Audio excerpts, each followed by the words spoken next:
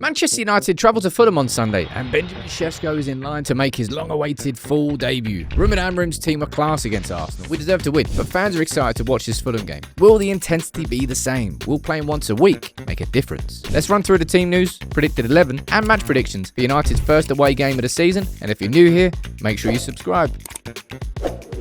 Right then, so Fulham away, our first away game of the season. There's a week between Arsenal and Fulham. Will it make a difference to the intensity? I hope so, because I'll tell you what I saw against Arsenal, I really liked. Of course, other than the result. Will Bayindir be in goal? Will Sesko make his full debut? I'm going to run through my starting 11 in a minute, but you can let me know your predictions in the comments. And I want to say a big shout out to our partners, Botana, because we're doing a cracking giveaway for this game. You can win a Sesko home shirt. All you got to do is follow the link in the description, and in there's a form. Guess what minute you think the first goal will be in the Fulham game. All right, submit it in the form. You've got to be 18 plus, be in the UK, and you've got to have a Botano account. All the terms and conditions are in that form. But if you can guess what minute, it can be either Fulham or United scoring. Hopefully United. But you can do yours, all right? So follow the link in the description. Now let's talk about the game itself, because that Arsenal game, it was so much, obviously it had a lot of build-up. The first game of the season, it was an exciting preseason in some regards. Not a perfect preseason, but we saw new signings. How would they settle in? Boom, man, they're settling in. And it's almost like spending your biggest, I suppose it wasn't the biggest amount of money because we spent loads on Sesko, but signing Premier League proven players means they can settle in straight away. Cunha looked class, and Mbeumo looked dangerous every time he had the ball. Now, we couldn't score. I think Sesko will make a difference against Fulham. I'm going to run through the starting 11. But in terms of how Fulham got on their first game, played Brighton away, got a last-minute equaliser, Muniz. Now,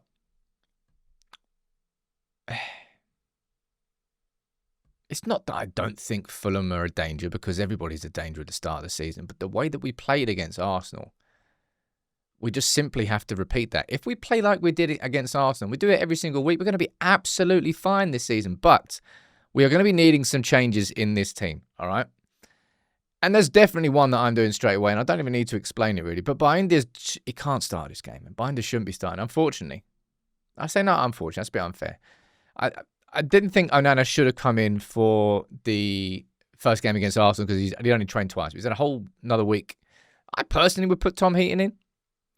But Onana, I suppose it's kind of last chance saloon for him. If he can go and have a cracking season, then United fans will sort of push past what's happened so far.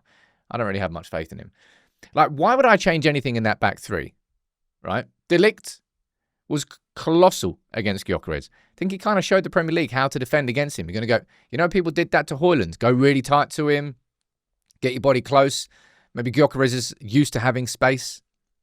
You're not going to get that in the Premier League. He looked rusty, but De Ligt looked really good. And so I thought Shaw looked decent. I thought Jorrit. That's our start. That's our starting back three, so long as they are fit. I don't see any reason to change this. And this is something that I'm going to definitely say this season quite a lot. When you're playing once a week, you don't have to rotate as much. Now, it's about man management, about keeping your squad happy, sure. And we've got the League Cup, so we've got Grimsby midweek next week, so there will see some changes there. But largely, it's going to be one game a week, one important game a week. You don't have to rotate as much, right? So therefore, don't rotate for the sake of it. And given how United played, I would definitely keep that back three. I'm definitely keeping Dorgu, who looked like an absolute threat on that left-hand side. Now, one change I would make is this. I would put Delo on the bench, and I would bring Ahmad in from the start. The reason that Ahmad wasn't in from the start against Arsenal was because it was a more pragmatic approach from Ruben Amorim. Okay, we're playing Arsenal, first game of the season. Ultimately, we'd probably be all right with taking a draw. Let's go. So we put Delo in from the start, more defensively minded. This game, you put in Ahmad. Who's Ahmad going to come up against? Let's have a quick look here. Tete? No. Yeah. No. Bassi. Calvin Bassi. I will be switching, by the way, to using James Alcott's new tactical board, but I haven't had time to learn the software yet. Can't wait to use it. I'm looking forward to being able to share it with you and promote it because he's a great mate. But this is the last time. Maybe not the last time. Next week. I'll do it after the international break. Haven't got used to using it yet. Now, Ahmad, yeah. Get him down that right-hand side. Get him linking up with Mbeumo. Something I actually want to see, and this will come with time, is Mbeumo and Ahmad, when they make the runs, they They understand each other. Like, too many times we've seen them kind of like both making the same cut and run inside. Ahmad's going to have to hold his width. That's what a wing back does. Sometimes you cut inside. But wouldn't change that. Would I change in midfield? I don't think I would either. I expected Casemiro and Bruno to get properly overrun against Arsenal. It just didn't happen against Odegaard, Rice and Zubimendi. Playing once a week should serve Casemiro well. I wouldn't change it. Bruno, look, I love Bruno going forward. Always have, always will. I do not like Bruno around about here. If Bruno's in this area, right, he has to learn to be a safer player. We saw it with the pass that he gave to, it's like a hospital pass he gave to Yoro that led to the corner. Just take less risks when you're in and around your own 18-yard box, please, Bruno. I think that's just kind of common sense, but he's such a forward-minded, a forward-thinking player in terms of progression on the pitch. He's always thinking, where's the best? Sometimes it's just simple. Find your teammate. Play yourself out of danger. Don't play yourself into danger. That's what he did against Arsenal. Now, front three. You have to see this, don't you? Like, and I'm not saying this because I want Mason Mount to go on the bench, because I think Mason Mount has been one of the most consistent players so far this preseason. I actually thought he played well against Arsenal as well. But we need this, baby. Right?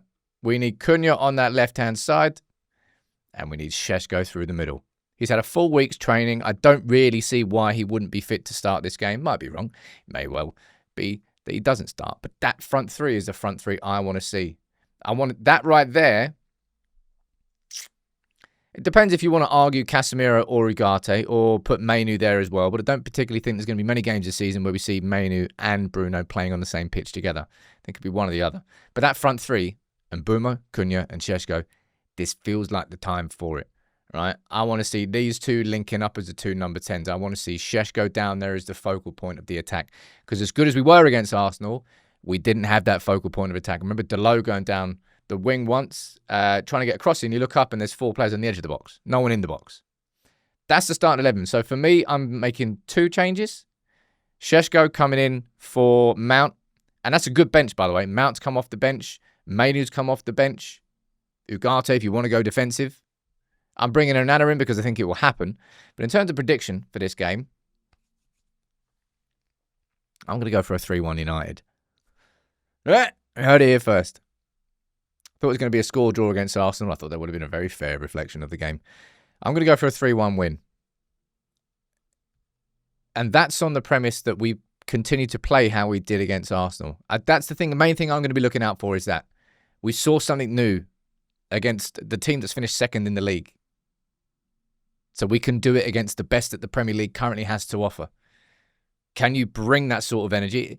It's easier for players to get G'd up in those occasions. Can you get G'd up when it's, hey, look, Craven Cottage, Fulham away. It's great. Probably the best London away. I think so. But I'm going to go for a 3-1 win. And Ruben Amorim will want 3 points. If we play like we did against Arsenal, and we've got Sesko on the pitch, there's no reason why we don't get it. Let me know your prediction in the comments below, and make sure you drop a like on the video if you're new in town.